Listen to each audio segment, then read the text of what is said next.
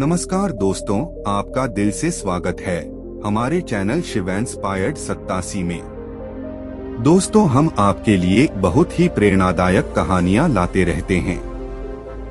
तो दोस्तों, मैं आपके मन के बारे में एक गहरा राज बताऊंगा, खासकर जिन लोगों के मन में गंदे विचार उत्पन्न होते हैं और वो बहुत ही शर्मिंदा होकर जीते हैं क्योंकि उनके मन में ये ख्याल क्यों आया।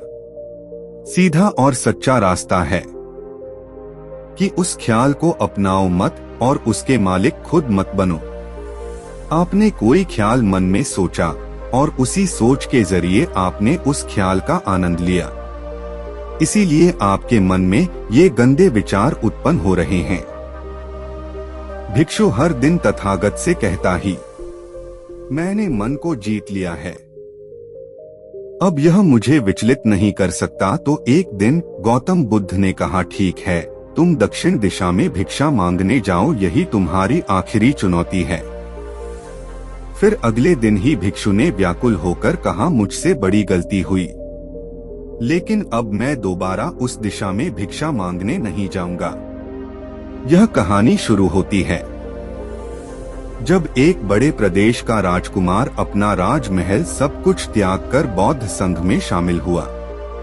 शुरुआती दिनों में नए भिक्षु ध्यान करना सीखते, इसके साथ साथ गौतम बुद्ध उन्हें भिक्षा मांगने भेजते ताकि भिक्षुओं का अहम कमजोर हो और उनका व्यवहार विनम्र हो जाए।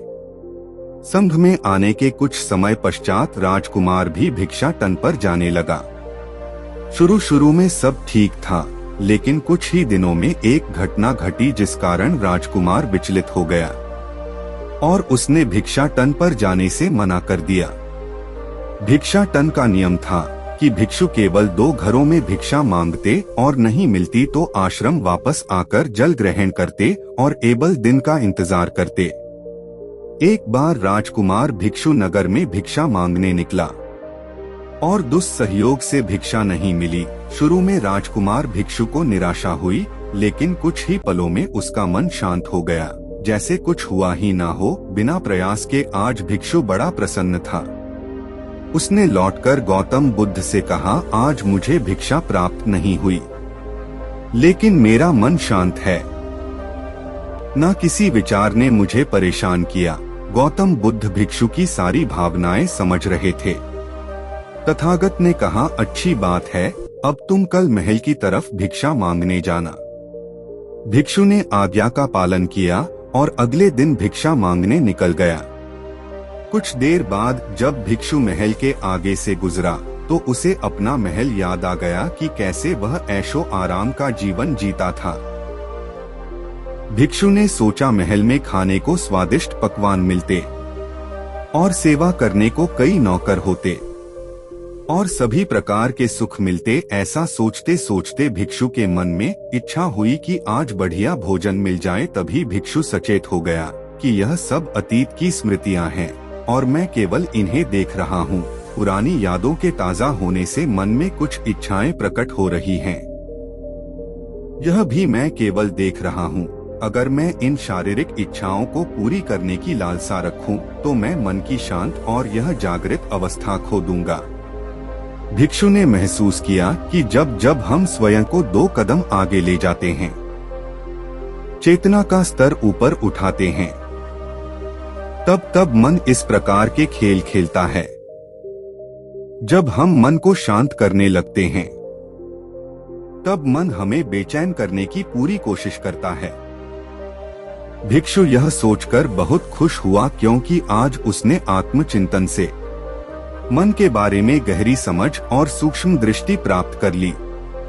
भिक्षु ने आश्रम आकर गौतम बुद्ध को सारी बात बताई और कहा, तथागत, आज मुझे आपकी कृपा से सूक्ष्म दृष्टि प्राप्त हुई। मन हमें बार बार इच्छाओं में उलझाना चाहता है। महल को देखकर मुझे भी पुराने सुखों का स्मरण हो आया, लेकिन आज भी विचार मुझे छू नहीं पाए। गौतम बुद्ध ने कहा, अच्छी बात है, कल नगर की दक्षिण दिशा में जाना, वहाँ एक हवेली है, वहाँ मन और विचारों पर उपदेश देकर आना। यह बात सुनकर भिक्षु बहुत खुश हुआ। आज वो जल्दी जल्दी चल रहा था क्योंकि वो उपदेश देने जा रहा था। पर दोस्तों, इस बार की यात्रा भिक्षु पर भारी पड़ने वाली थी। कुछ ही देर में भिक्षु हवेली तक पहुंच गया और भिक्षा के लिए आवाज लगाई। आवाज सुनकर एक सुंदर युवती बाहर आई। भिक्षु ने सोचा कि इस युवती की सुंदरता को देखकर मेरे मन में कोई विचार नहीं आना चाहिए, क्योंकि मेरा यहाँ आने का प्रयोजन तो इसको उपदेश देना है।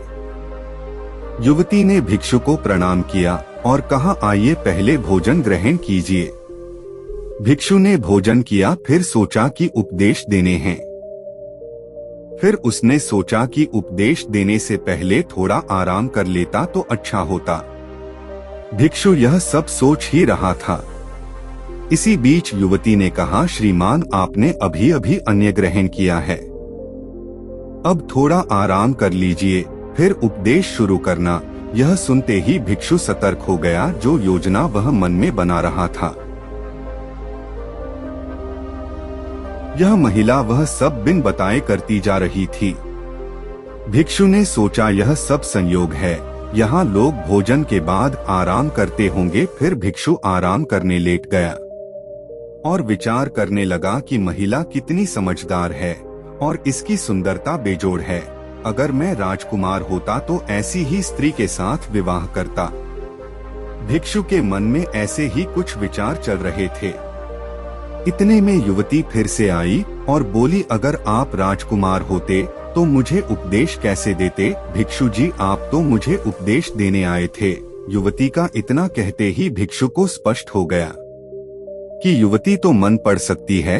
भिक्षु घबरा गया और हाथ जोड़कर पूछा, क्या आप मेरा मन पढ़ सकती हैं? युवती ने कहा, क्षमा कीजिए, ध्यान करते करते मेरा मन शांत हो गया है, इसलिए बड़ी आसानी से मुझे दूसरों के विचार अपने आप महसूस हो जाते हैं, उनकी भावनाएं समझ आ जाती हैं।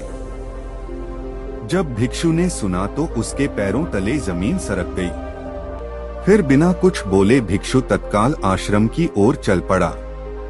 रास्ते में चलते हुए भिक्षु का दिमाग फटा जा रहा था। उसकी बेचैनी बढ़ गई थी। भिक्षु खुद को कोसने लगा कि मेरे मन में युवती के लिए ऐसे विचार क्यों आ रहे थे। उसने मेरे बारे में क्या सोचा होगा? अगर यह बात लोगों को पता चलेगी तो लोग भिक्षुओं और संघ के बारे में क्या सोचेंगे? आज भिक्षु बहुत लज्जत महसूस कर रहा था और वह थोड़ी ही देर में आश्रम पहुंच गया। जब भिक्षु गौतम बुद्ध के सामने पहुंचा तो तथागत ने देखा कि उसके चेहरे की रौनक जा चुकी है। दोनों कंधे झुके हुए थे। भिक्षु ने बुद्ध से कहा, अब मैं कभी भिक्षा के लिए नहीं जाऊंगा। तथागत ने कहा, पहले आराम से बैठो, फिर मुझे बताओ कि तुम्हारी चाल में इतनी थकान क्यों है? आज तुम्हारे चेहरे पर तेज की जगह गलानी की भावना क्यों है? भिक्षु ने सारी बात बताई और कहा, मैं सब कुछ जानते हुए भी महिला की सुंदरता के बारे में और अन्य चीजों के बारे में सोच रहा था। मैं मन से पूरी तरह हार गया। अब मैं कभी उस दिशा में नहीं जा पाऊंगा। मैंने बौद्ध संघ का भारी अपमान किया है। गौतम बुद्ध ने कहा, सबसे पहली बात, परेशानी को बढ़ा चढ़ाकर मत सोचो। अगर कुछ बुरा हो जाए तो एकदम से यह मत सोचो कि सब खत्म हो गया। बिना सोचे निष्कर्ष पर मत जाओ। दूसरी बात, ध्यान दो कि कहीं तुम नकारात्मक विचारों के साथ अतिशयोक्ति करने वाले शब्दों का प्रयोग तो नहीं कर रहे। जैसे मैं हमेशा हारता हूँ, जीवन में कुछ नहीं बचा, मैं मन से पूरी तरह हार गया, मेरे साथ कोई नहीं है। क्योंकि ऐसा करने से मन अति भावुक और विचलित हो जाता है और नकारात्मक विचारों के चक्र में फंसा रहता है। तथागत के शब्दों से राजकुमार भिक्षु के मन को शांति मिली। भिक्षु ने पूछा, अगर मैंने अपने मन को जीत लिया था तो फिर मन ने मुझे परेशान क्यों किया? गौतम बुद्ध ने कहा, सबसे पहले यह समझो कि विचार पैदा कैसे होते हैं। पहले बाहर कुछ हुआ, फिर उस घटना के प्रति अंतर्मन ने प्रतिक्रिया की, इस कारण शरीर में भावना या सनसनी पैदा हुई। फिर इस सेंसेशन या फीलिंग के प्रति तुम्हारे सचेत मन ने यानी कॉन्शियस माइंड ने प्रतिक्रिया की। इस आखिरी स्टेप को हम विचार कहते हैं। भिक्षु ने पूछा, हमको परेशान करने की विचारों में इतनी शक्ति आती कहां से है? गौतम बुद्ध कहते हैं कि हम खुद विचारों को यह शक्ति प्रदान करते हैं। जब आप जजमेंट और सही गलत के टैग लगाकर विचारों को देखते हो तो उनके प्रति रिएक्ट करने लगते हो। एक विचार के साथ अन्य विचार भी सोचने लगते हो। जब तक आप खुद को जज करोगे तब तक मन आपको नीचा दिखाकर हावी होता रहेगा। भिक्षु ने पूछा, फिर मन शांत कैसे होगा?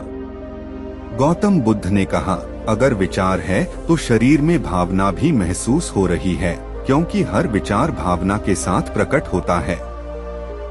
अगर आप अश्लील विचार महसूस कर रहे हो तो इसका मतलब है कि शरीर में एक भावना यानी सेंसेशंस भी महसूस हो रहे हैं, और फिर आप उसके बारे में सोच रहे हो या रिएक्ट कर रहे हो, और इसी बात में मन को शांत करने का तरीका छपा है। हर विचार को देखना कठिन है क्योंकि विचारों का वेग तेज है, लेकिन शरीर में महसूस हो रही भावना यानी सेंसेशंस को देखना आसान है, क्योंकि यह देर तक बनी रहती हैं। अगर इन्हें बिना जजमेंट के सही गलत का मतलब लगाए सिर्फ देखा जाए तो यह गायब भी हो जाती हैं। तब मन के पीछे जो शांति है वो प्रकट होती है, और उस शांति में एहसास होता है कि मन हमारा कुछ नहीं बिगाड़ सकता।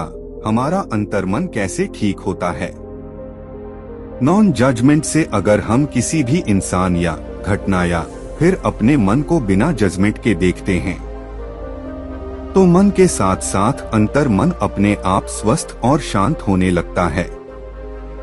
अगर तुमने मात्र यह देखा होता कि इस औरत के प्रति विचार केवल मेरे अंतर्मन के रिएक्शन के कारण है और यह मैं केवल देख रहा हूँ, मन में बहुत कुछ चल रहा है लेकिन मैं सांस के प्रति सचेत हूँ, मैं शरीर में होने वाली प्रतिक्रिया को देख रहा हूँ, तब भी तुम सचेत होकर दृष्टा भाव में लौट आते। मन के पीछे जो शांति है वह हमारी सबसे बड़ी ताकत है।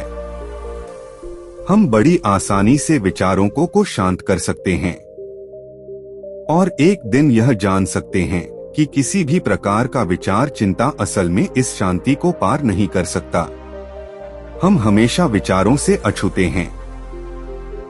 गौतम बुद्ध कहते हैं, तुम याद रखो विचार तुमसे हैं, तुम विचारों से नहीं। तुम हमेशा ही अपने विचारों से शक्तिशाली हो, अपने डरों और चिंताओं से शक्तिशाली हो।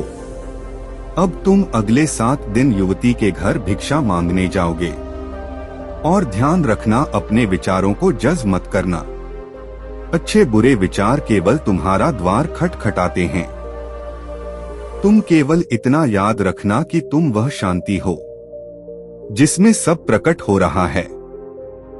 अगले दिन भिक्षु पूरे मार्ग जागृत होकर चला जाता है।